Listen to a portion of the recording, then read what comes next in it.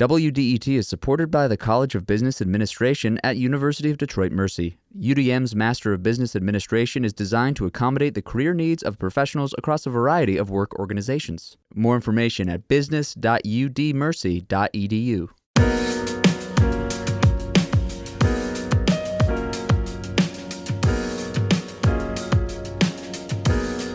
The Metro on 101.9 WDET. I'm Tia Graham. And I'm Nick Austin. Today on the program, we'll look at this summer's Movement Music Festival lineup and what it means for electronic music and the city with the festival's director. But first, on the Metro, in 2008, the Boys and Girls Club of Southeastern Michigan opened the Donahue Club, a school-based program in Van Buren Township.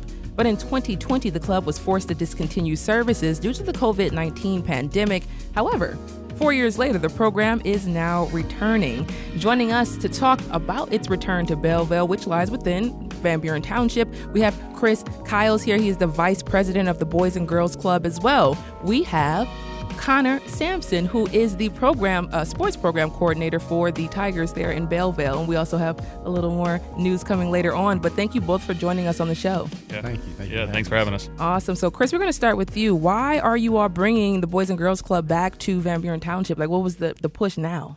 We're excited about this opportunity. We had an opportunity through sports.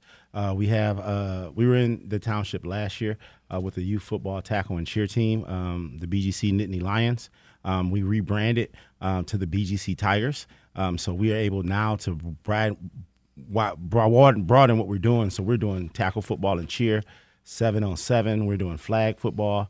And then through the partnerships with the township and also the Van Buren School District, we're able to provide workforce development programs for teens as well as behavioral health programs as well. And when I think about Belleville, I think about that little community there that's growing and is booming, and you're starting to see more families and people just living in that area. What do you see how do you see those programs helping those creative outlets and helping those kids in that area? Because I know they did lose some of those sports programs that were really popular.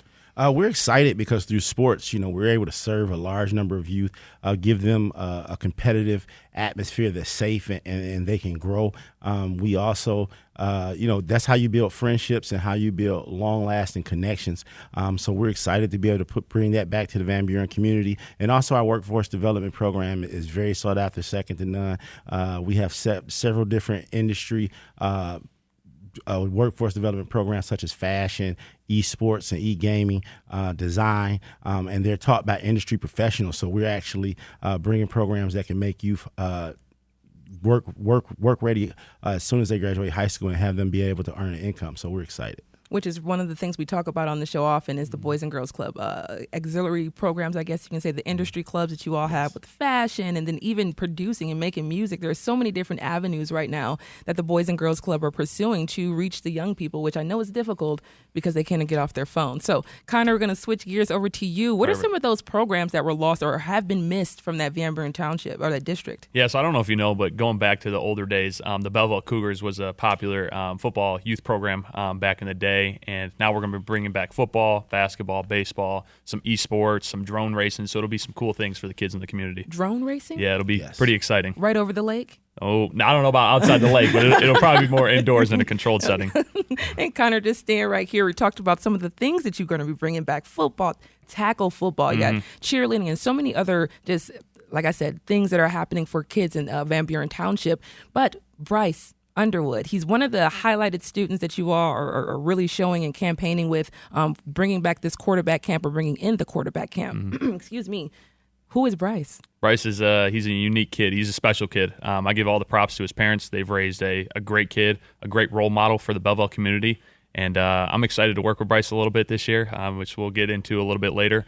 But yeah, he's perfect for the Belleville community. He fits what Belleville is, and yeah, he's awesome. So what year is Bryce? Bryce will be a senior this year. So you're going into he'll be going into his senior year. This summer you have the Bryce Underwood quarterback camp, which because he's a Gatorade Athlete of the Year. Right. So when you have the Gatorade Athlete of the Year in Belleville, in Van Buren Township School District, what type of notoriety does that bring to the program? Yeah, it brings up a lot of attention. Obviously, the Gatorade Player of the Year, that's a great reward for someone like that in the football world.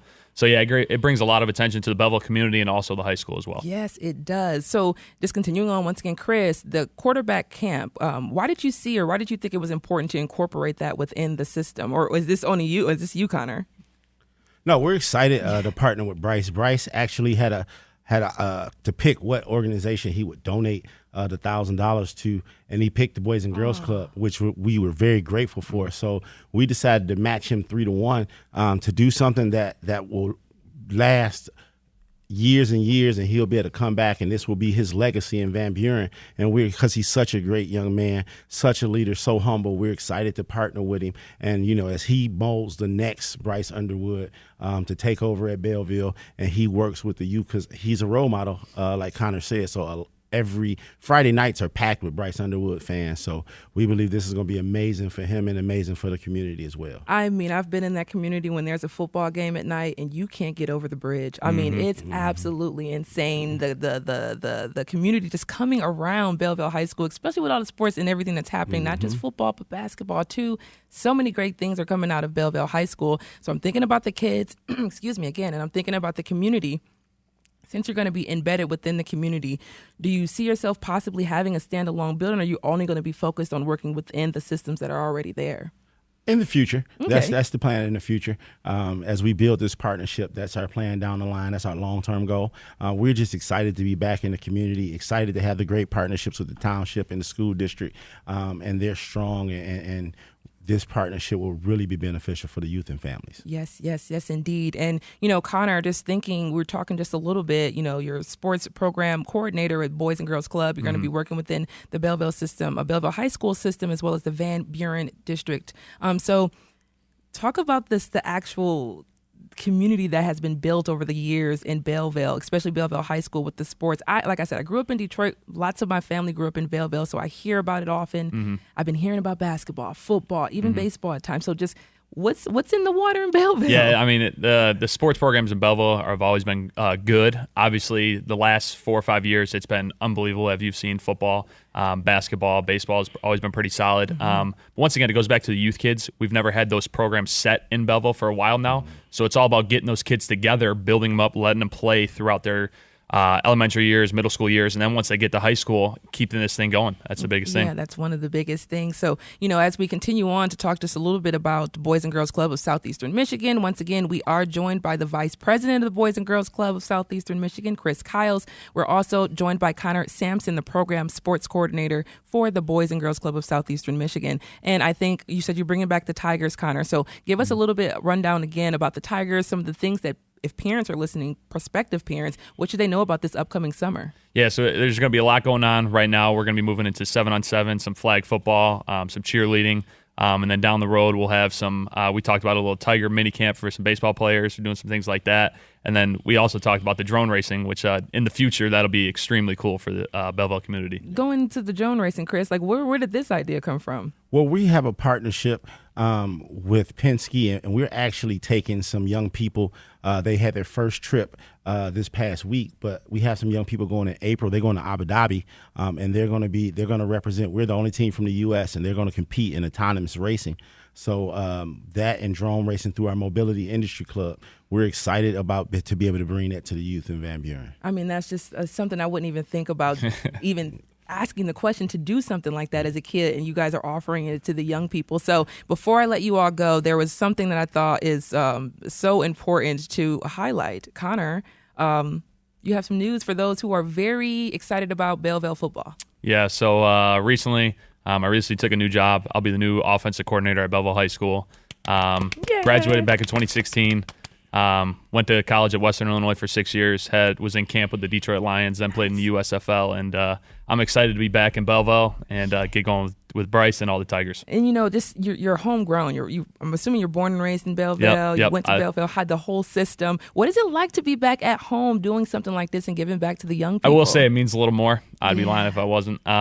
So one thing for me, I grew up actually right behind the football field. So all throughout my young years, I used to sneak through the woods to go to the football games.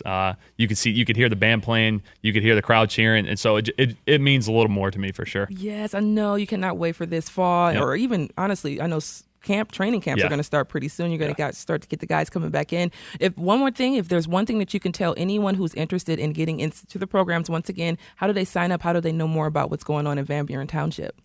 They can go to our website, www.bgcsm.org, and then they can go to programs, and they can sign up that way. We have, as Connor said, out there, we have in sports, we have tackle football and cheer, but we also have flag football. We have girls flag football, which is a huge initiative with us with the Detroit Lions. We're in our third year. Last year, we served under over 1,000 girls in flag football. Our leagues are extremely competitive. We have 7-on-7.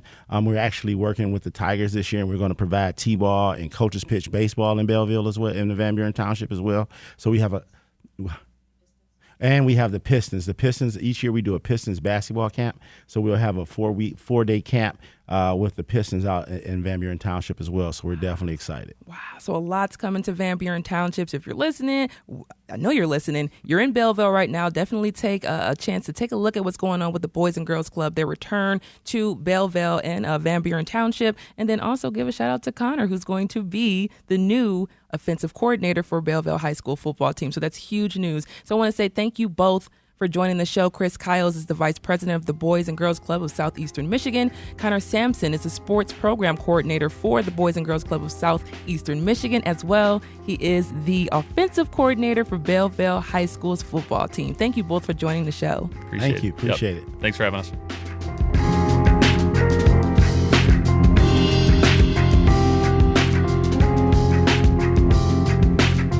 And this is the Metro on 101.9 WDET. Coming up, we're going to discuss Movement. The music festival announced its lineup. What can you look forward to this summer? We'll find out from the director later in the show when we return.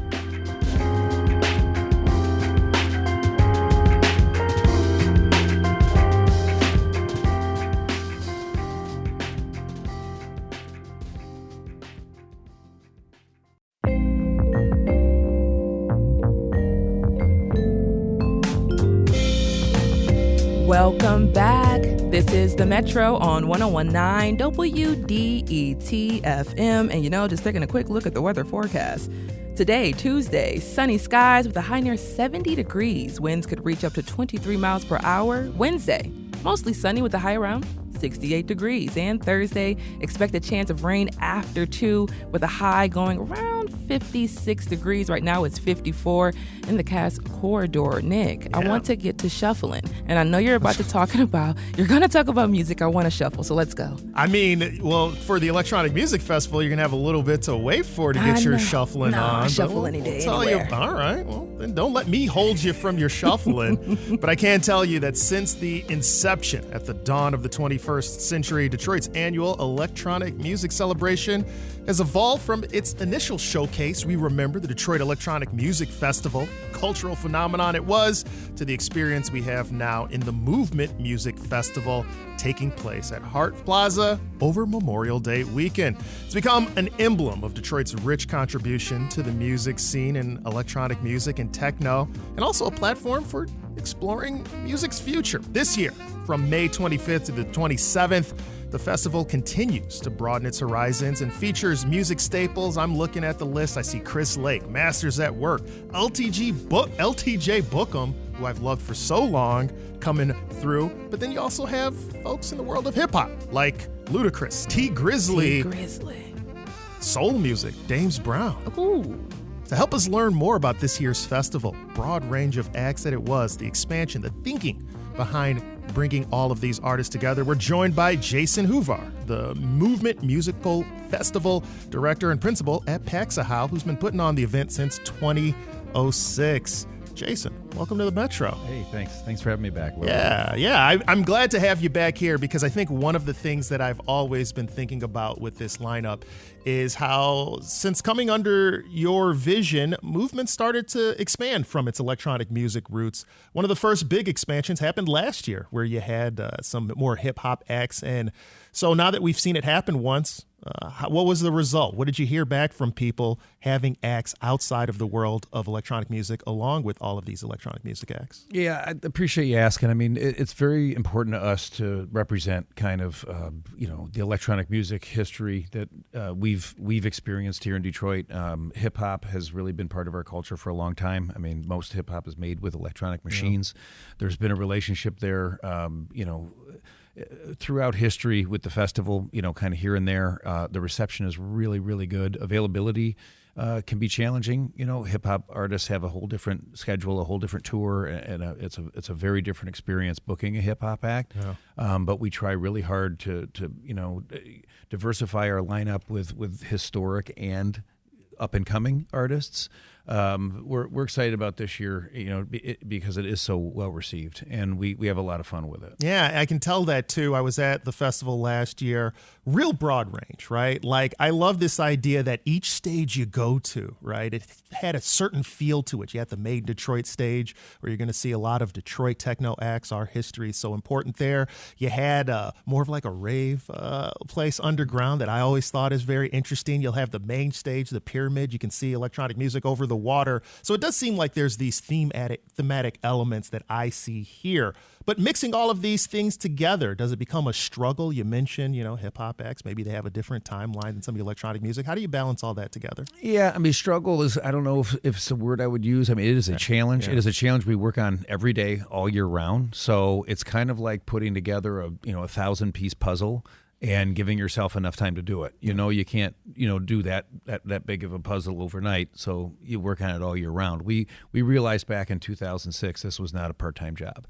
So, availability plays a key role, and making those different areas of the park really feel like they have their own personality is very deliberate. It's a beautiful, unique park that we have in Hart Plaza, and we try to really extract the best out of it. And that's why we work so hard to create those different areas at the level of production that we do. Yeah. So you've announced the lineup. I've seen several names here. I'm not going to say a specific name, but what are you most excited about for this year's festival, I should say? Well, as a producer, it's kind of hard to the most. They're all your babies. I understand. Just give me one. I get really excited when we have really got the property dialed in, and we've really got the stage locations and the sound systems kind of measured and placed in the right spot, so that we can really double down on some of these performances.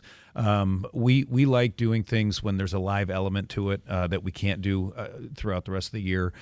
Shows that just won't fit inside of a club, or shows that really are kind of a new idea that has been born from the winter before. So there's always at least one of those on stage. I don't get particularly excited over one over the other, except when I see something that hasn't been done before. We've got some stuff today or this year that's coming in. I mean, Richie Houghton is working on a new show that hasn't been announced or seen yet. Kevin Saunderson's going to be playing with Idris Elba, which people are still wrapping their heads around. I can't even believe that that's actually a real thing. Goldie and Metalheads are celebrating a 30-year anniversary, which is interesting how fast time goes by with that kind of history, and how relevant he still is. Sama Abdul Hadi, this is a girl that I've seen play multiple places throughout the world. This is going to be unlike anything anybody's ever seen. Yeah. I mean, she's just an incredible performer, and her energy really translates to the crowd. I think that's going to be something that is really going to leave a memory in people's minds. One thing I'm hearing from you that I love about this is the international nature of this, right? We've got our local acts, techno, right in our backyard. You're going to see them. YG, the WDET Zone scheduled to be there. Tammy Lackus, a bunch of folks that we love. But then you have the national element, international acts also coming in here. It seems it's important to them. One of the reasons, Detroit's history in electronic music. Let me know from your perspective, how does the history of Detroit techno and our history with this festival inform what you guys do at the festival? Yeah, I mean, there was a question that was, asked of me recently, like, how does Detroit fit into techno? Mm-hmm. And the response really is, well, it's part of its original uniform. I mean, techno and a lot of music directly related to techno was born here in Detroit and experienced a incredible ascent into popularity from early days that were very, very small. So a lot of this music was made and explored in isolation, and has now become, for lack of a better word, very, very well known and kind of a household music genre. When we were first producing this festival, techno was something that people would literally ask, "What is that?" Techno and the different electronic genres were not isolated in the music business at all. So, being able to carry, this message, from very, very early days of integrity, and authenticity has been a challenge. I mean, most festivals in the country now are bought or controlled by one of two conglomerates, and everything has become very product-driven, product-based. And that's not, to say anything about, who's playing those events. It's just the leadership of some of these larger events really follows a similar programming style as any other festival in any other place. Detroit is very, very different. It's one of the last independent events left. We can still discuss things directly with artists and make decisions directly with artists without it having to go through a big red tape, challenge as far as the permissions go. Yeah. Well, I wish I could keep you forever. I can't. But before I let you go, since you're the expert here, right? I love electronic music. I'm trying to get my friends to go. They might look at me like, Nick, I don't know, man. I'm used to listening to my top 40. I don't know if I can make it through an electronic music festival. It seems like too much. What tips do you have for me to convince my friend to go to this show? Why do they need to go to the show? They're scared of electronic music. They either like dancing or they don't. That's it. Right? That's it. They either like shuffling or they don't. Yeah, it's the simplest way to say it. If they like to dance, if they're comfortable dancing, then let the music speak for itself. Let the environment speak for itself, and then have that conversation with them after. You're gonna dance. You're gonna dance. Look, Tia's already dancing. I'm There's ready. Not even I'm ready for music movement every right year. now. I'm ready to shuffle every year. I love it. I love movement, and I love what you all have been saying. It does feel different when you go to different festivals. It just feels different. So I'm proud to be from Detroit, where we have the Movement Festival. So am I. Thank you. All right. Well, for people who want to know more information, Jason, what's the best way for them to keep track of what's going on? Movementfestival.com is pretty catchy. Yeah. Makes it real easy for me. Jason, you always make it easy to discuss. We'll have to keep you around as we get closer to the festival. Jason Huvaere, Movement Festival Director and Principal for Paxahau. Thanks for joining us on the Metro. Thank you very much. Always a pleasure. Thanks.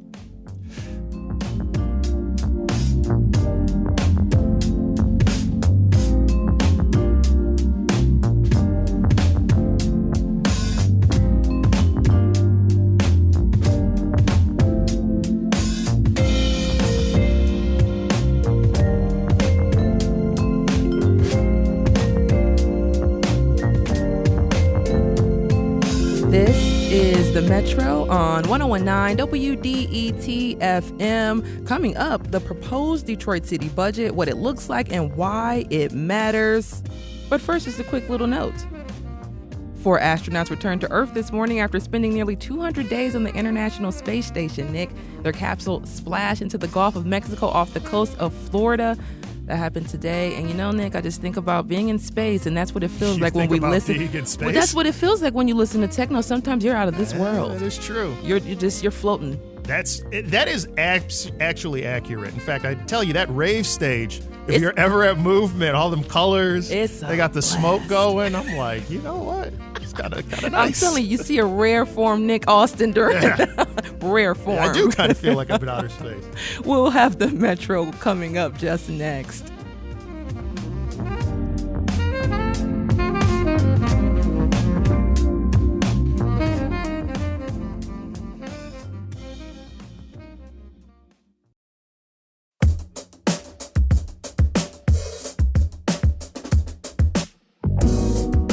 This is the Metro right here on 101.9 WDET FM. I am Tia Graham. Nick has us shuffling in here right now. Hey, every day I'm shuffling. Every day I'm talking about tax policy and city budgets. That's not a lie. Tia, I love this stuff. They tell me there's no such thing as a free lunch, but guess what? We all need lunch. We all got to eat. And each fiscal year, Detroit city government puts together a budget to fund things that residents want and need. Things like buses, parks, police, and firefighting services. There are a bunch of services provided to us each year, and the number of services and how good they are is determined by the money set aside to pay for them. That's why this stuff's important. And Detroit Mayor Mike Duggan recently proposed a new city budget worth $2.7 billion. So what's in it, and how big of an impact might it have on the lives of Detroiters if it comes into being? To discuss this, we have Detroit Chief Financial Officer Jay Rising with us. Jay, welcome to the Metro. Thank you. It's great to be here. I'm very excited about listening to you guys and about the Techno Festival. Yeah, well, I'm glad we got Jay fired up about this also. It's already happened, so that's good to know. And Jay, you're getting me fired up about city budget. So before we even get into the particulars of what's in this budget, for those who don't know, how and when do Detroit city budgets get formed? Well, they get formed really starting last September. We spend about 4 or 5 months talking to the departments, looking at our current budget, assessing our new needs, kind of making sure it fits into the strategy for the next year. And we present it in the first week of March to the city council, who has about a month, 5 weeks or so to pass it. Yeah, and so like we mentioned, $2.7 billion is proposed for this budget. Last year, we were looking at $2.5 billion, 2022, $2.2 billion. Where are these numbers coming from? Is this adjusted for inflation only, or do you find things that you need to bump in there? Where are these raises coming from? Well, a number of places. So partly it's just that, post-COVID and post-pandemic, we're starting to see increases in revenue because people are coming back to work in the city and remote work is slowing down. And we're also seeing revenue increases for the new jobs and employment opportunities we've created, whether it's at the Amazon plant or Stellantis or GM's factory or the Ford Technology Center at the train station. We're producing jobs which is producing revenues for the city. So, Jay, let's get into a little bit of the details there. The city wants to invest $5 million into homeless shelters. Where will that money be going specifically? Well, specifically, it's providing for access. So it's really, there's some administrative cost to it, but mainly we're trying to make sure we have beds. So that Detroit's unique in the country, I think, and how it approaches this and making sure that, when we drive around Detroit, we don't see encampments because we've thought about it and prepared for it in advance. And when I think about the homeless shelters and I think about access and getting beds available, I also think about some of the security there at some of the shelters. Do you see any of that money being utilized in that way as well? Well, part of this budget has always been for the mayor making sure that we're focused on safety of citizens in the city. And one of the new things in the budget will be creating a neighborhood policing function so that we have more people in the neighborhood, more police officers, and more money in generally in public safety. But we want to have some neighborhood officers, and we invested more money this year just that purpose.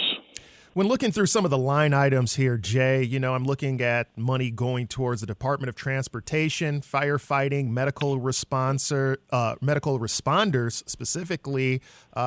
When we look at all of these line items and we look at the impact it makes for residents, do you have a calculation there, or what goes into determining, let's increase this by this amount because we think it gives us this much bang on our buck? How's that calculation going? Well, I think we look at our plan, our strategic plan. We know we need a transit system that works in the city, and we've been increasing the number of buses and recruiting drivers every year. And next year we intend to add and have funded 117 new drivers and putting substantial new resources into public transit. I mean, that public transit is necessary because we're creating jobs around the city. Yeah. So we need people to have a way to get to work. So you want to have a vibrant city, the city people want to come to, city people want to live in, with jobs and the ability to get to those jobs. Yeah. So when you think about it as a strategy, how do you make the city work?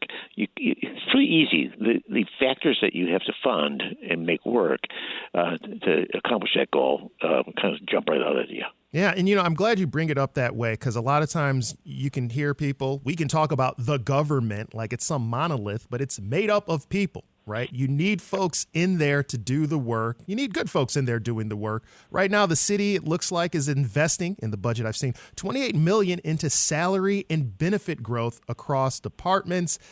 For you, was this a way of trying to attract more people to work for city government? What was your thinking behind this? Definitely. There is a time of wage inflation, and if we don't keep up with this, we don't have people working for the city. They leave the city. We train, whether we train ambulance drivers and paramedics, or whether we're training bus drivers. We have to be competitive for salary. So after they're done their training, they don't leave to go to the private sector or to another Oakland County or to some cog. We want to keep the people we train and inside the city, working for the city. Yeah. So we have to be competitive for wages to do that. I appreciate that, Jay, but if I were to try to look at the reverse side, there might be some people who cynically say, hey, you're spending excess money here. What about bloat in our city government? What about kickbacks to my friends? No bid contracts? I mean, is that the most efficient way to be going about this? How do you balance those factors? We're really careful about this. You really, compliance with state and federal law of how we spend our money is the first thing we worry about every morning, and making sure that we're always looking at, how people are spending the money, how our contractors are spending the money, whether we're making sure we bid the contracts and get the lowest bid, and frankly, bid the contracts in order to give the Detroiters an opportunity to get the award also. Yeah. All right. Well, before I let you go, what's the timeline then on this budget? What should we be looking forward to, and how soon could it get passed? So we'll be passed by April 9th. In the next month, the public is welcome to come to city council meetings where they'll meet almost every day of the week to kind of investigate every little part of this budget and make decisions on it. The city council always has certain emphasis it wants to put on the budget, which we welcome. And you can see this in person, or you can see it on the cable news and TV networks of the city. Awesome. Jay Rising, Chief Financial Officer for the City of Detroit, thank you so much for joining us on the Metro. My pleasure.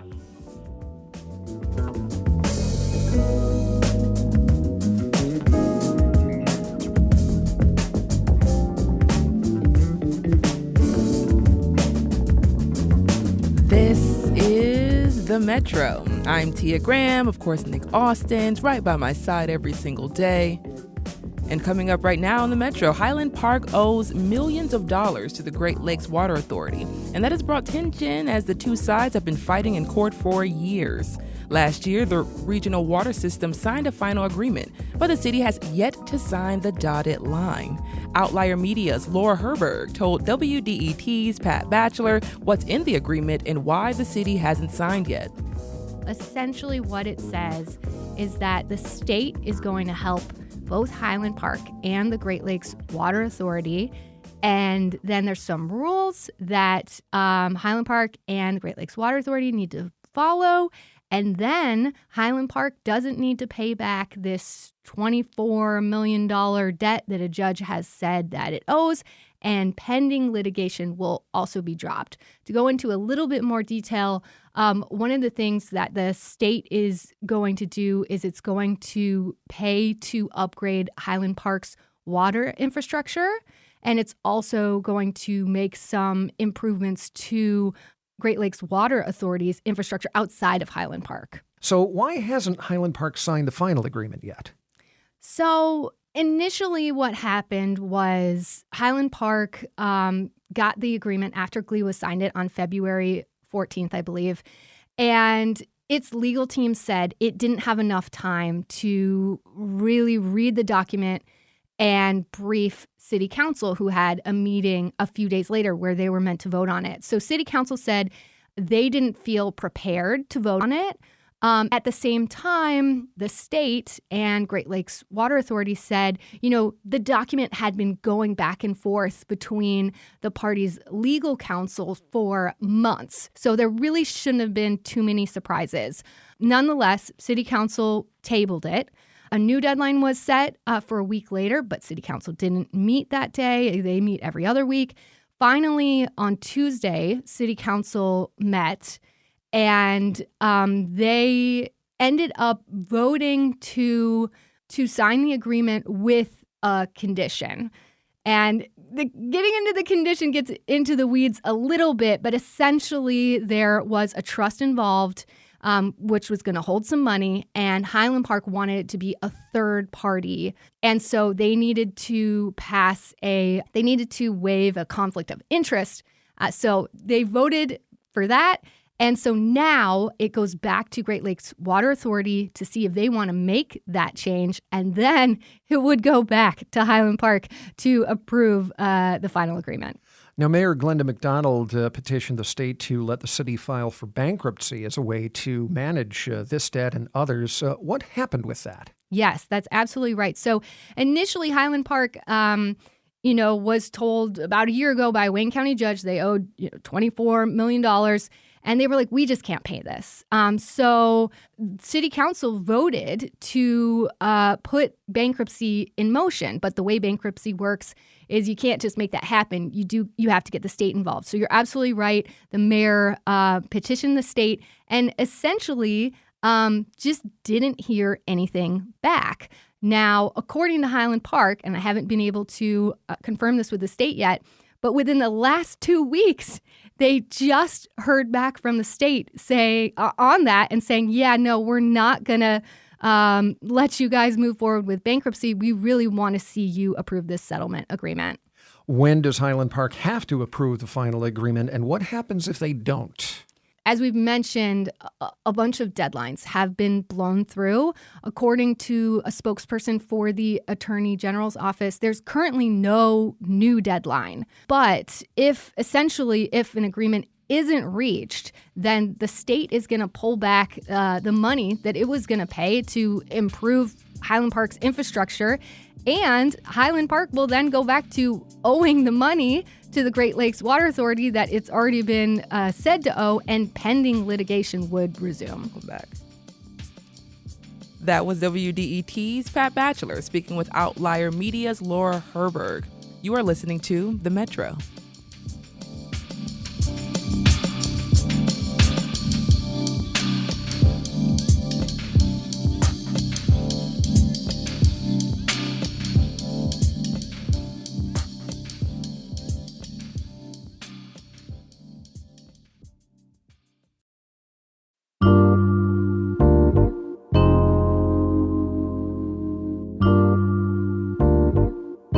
It's the Metro on 1019 WDET. I'm Nick Austin alongside Tia Graham, and we here at WDET are on the hunt for your voice messages for our upcoming segment of Curiosity.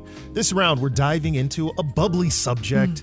Did your family have a go-to soda or pop for sick days? Was there a specific fizzy drink believed to be able to magically whisk away illness?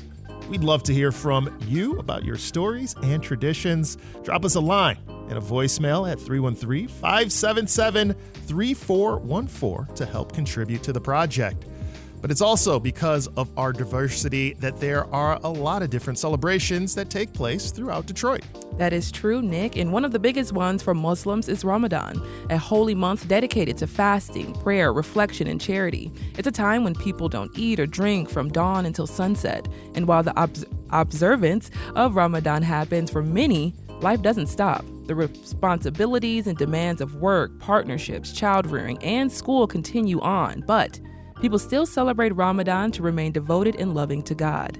To talk about Ramadan this year, we have Imam Dawood Walid. Dawood is the executive director of the Michigan chapter of the Council on American Islamic Relations and a member of the Imams Council of Michigan. Imam Walid, welcome to the Metro. Thank you very much. It's my pleasure being here. And by the way, my fizzy drink growing up when I was little, it was Verner's. Yes. That the old Verner's, the Verner's of the 80s, which was a little bit stronger back then. So Yeah, man, all that government regulation getting in the way of our Verner's. Am I right? Still my go-to, though. Still my go-to. Yeah. But for those who don't know, what is Ramadan? So Ramadan is the 9th month on the Islamic calendar, and it holds importance for several reasons. One, it is the month in which Muslims believe that the Holy Quran, the last of divinely revealed scriptures, was given to Prophet Muhammad, peace be upon him. And the second is that Ramadan is the month of fasting. Fasting in Arabic language linguistically means restraint, but the restraint goes beyond just restraining oneself from food in drink and sexual relations from dawn to dusk, but is more so restraining one's behaviors, like what we talk about, what we listen to, how we interact with other human beings from dawn to dusk. So it's a time for cultivating God consciousness. And this is what the Quran says, that we were given fasting in order that we may reach higher consciousness of the Creator. Wow. So, why is it such a big deal for Muslims here in Michigan and around the world, especially to celebrate and do it in a way, like you said, just make sure that you're following along what you're supposed to be doing during Ramadan? Well, it's a time of really community. So there's a very personal aspect to Ramadan regarding the fasting, because no one truly knows whether someone is sneaking a Verner's or a Snickers bar, right? But this is between God and the individual person who's fasting. So it's very personal. At the same time, it's very communal. In many of our communities worldwide, there are fast breaking where people get together as a community and break the fast together once dusk comes. There's also night prayers or night vigils in which many mosques, the Quran is read from beginning to end, from Al-Fatiha, the opening chapter, to An-Nas, the verse also called the people or humanity, as is the last chapter of the Quran, these two chapters. So this is also a time of community and of congregation. And whenever I think about Ramadan, one of the things that I really become inspired by is the charity aspect of it, and the giving back, and the just the knowledge of, I remember a few years back I spoke with someone talking about just going through the day without eating and thinking about someone who else is maybe going through the day without eating, or a kid who's maybe sitting in class right now who didn't get to eat today. Those are some of the things that goes through your mind. So when you think about Ramadan and fasting, what are some of the things that goes through your mind when you're going through? Well, besides the prayer and reading the Quran, it's a very busy time for me because I am speaking to congregations all throughout southeastern Michigan, going to people at night, as well as delivering the sermons on Friday. But besides that, I am thinking about and empathizing with the poor, those who are marginalized. And I just was reminding my children, last night, that there are people from America to places like Sudan and in Gaza. They wish that they could have the variety of food that we had last night as the sun went down. So it's a time of it's gratitude, but also to not be wasteful. And what we normally do is the excess money, because we try to eat more frugally or more simple. That money that we would normally spend, we would give it to charity to feed people, both here in southeastern Michigan as well as overseas, like in places such as Sudan, which is really suffering a great humanitarian crisis right now. And how much of Ramadan is about love as well, and loving those around you? Well, again, with God consciousness. And that's really the objective or goal of fasting. Prophet Muhammad, peace be upon him, said, none of you truly believes, though he loves for his brother or sister what he loves for him or herself. And how the commentators of this prophetic saying is, it doesn't simply mean one's brother or one's sister in faith. It means one's brother or sister in humanity. So really this calls us towards not only empathy, but altruism. So the meaning of this is not simply loving what I have for myself materially or my aspirations, is that I want the other person to have my highest aspirations, even what I don't have right now or what I've been able to be blessed to control, right? So this is part of the Islamic spirit. Imam Walid, I'm thinking about what's happening right now. A lot of us is on our brains every day. The war in Gaza, the intention that's in Gaza right now, and just what's going on and what's going through your minds, especially your mind, your opinion, but what's going through your minds as everything that's happening in Gaza is unfolding this Ramadan? So as Muslims, we have the most ethnically diverse religious group in the United States of America, racially and ethnically. And with the 300,000 Muslims, we have every color of the rainbow, like African Americans like myself, the European Muslims who are Bosnian, Albanian, and all in between. One thing that really unites this community, however, is the suffering that our brothers and sisters are going on right now, not just in Gaza, but also the increased violence in the West Bank. And I visited Palestine twice, once in '95 and once in '96. I have friends and colleagues who've lost family members. I had breakfast with someone about 2 weeks ago who lost his entire family, 50 people. Like, he has no family anymore, just his family here in Oakland County. So it's something that's really up close and personal for our community. They're definitely in our prayers. A lot of the community sentiment was expressed during the Democratic primary, where there were over 100,000 people, a large percentage that were Muslims, that voted uncommitted to send President Joe Biden a message that the community is totally disheartened with his approach in regards to the open support and arming of what we believe to be ethnic cleansing and war crimes, illegal use of white phosphorus. So really, our prayers are with the Palestinian people, and we want peace for everyone. We don't want everyone. We don't want anyone, be they Jewish or Palestinian. And by the way, a large percentage of Palestinians are Christians; they're not just Muslims. Like, there's been a church that's been bombed in Gaza too, right? But there are war crimes going on right now, and there's an illegal occupation going on as well. And we empathize with all people and humanity in general, but we want justice for the Palestinian people, and we hope that the powers that be and the administration, put a stop to sending arms and giving basically tacit support to a genocide that's going on right now. And, before I let you go, just kind of piggybacking off of that, in what ways could people around, especially those who are non-Muslim, who are trying to help, just give a lending hand or a voice or some type of support? What are some things that we could do? So number one, keep the people in that region in your prayers. Number two, call your elected officials, starting with calling the White House and your congresspeople and senators, and demand that we want an immediate ceasefire. And our country definitely has the gravitas to pressure the Netanyahu government into doing that. And then third, there's organizations like UNRWA that is with the United Nations, but there's ways of people who can donate so that aid can be taken, although it's trickling in through the Rafah border, Egypt. But there's ways that money can be given to help the people of Palestine who are starving. Actually, someone who I know personally, she's a Palestinian Christian, Susan Abul Hawa. She was on Democracy Now! Not long ago, and she was in Gaza for about 2 weeks, and she said in the north, this is just to tell you how important giving is, that she said there's some people that are starving so much that people have resorted to eating their dogs and cats to stay alive. Now that is it's just unimaginable that people are driven to that level of famine that they would eat pets just to stay alive. So that's how critical the situation is.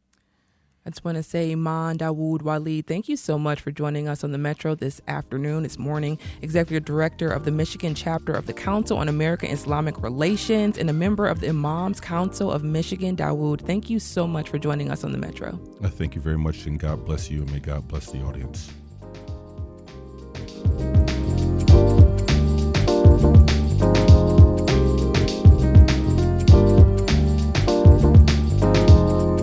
This is the Metro on 101.9 WDET. I'm Nick Austin alongside Tia Graham, alongside the man taking over the airwaves with In the Groove at noon, Ryan Patrick Hooper.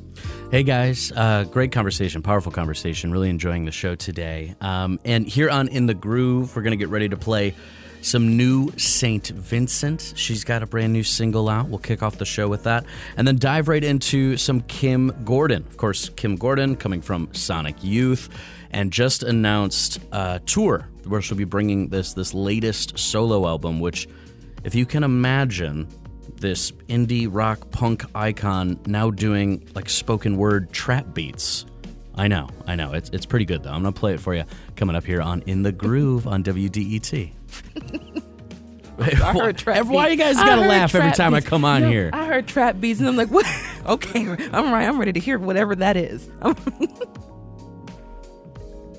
You gonna be able to hold it together, too? I'm trying, man, because I think about trap music, Ryan, Yeah. And I'm just like, I'm ready to see what he's going to put down, you know? That's the Metro for March 12th, 2024. You can listen to recent episodes online at WDET.org and make sure to subscribe to the podcast on your favorite platform. The show is produced by Sam Corey, David Lyons, and Jack Philbranch. Our technical director is Nate Bender. Our music's done by Sam Bobian. Our news director is Jerome Vaughn, and our program director is Adam Fox. The Metro is a WDET production, a listener-supported service of Wayne State University. If you like what you hear and want to support, go to WDET.org/donate. It's 101.9 WDET FM, Detroit Public Radio.